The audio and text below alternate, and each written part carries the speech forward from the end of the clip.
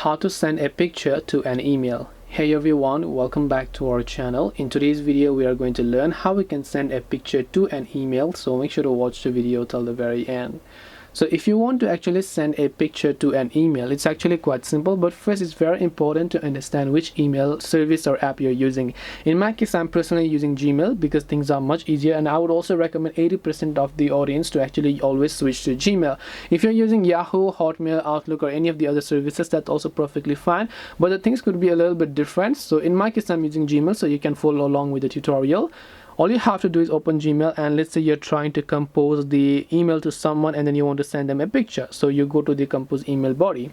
In order to add a picture, all you have to do is on Gmail, it's very easy. You can just tap on this add link icon from the top right here, and then you'll find the option called attach file. And when you tap the attach file option, you should be able to navigate to your gallery over here, and then you should be able to choose the picture that you would like to attach, and then just tap the done option, and those picture will get attached. If you want to select multiple ones, that's also fine as well.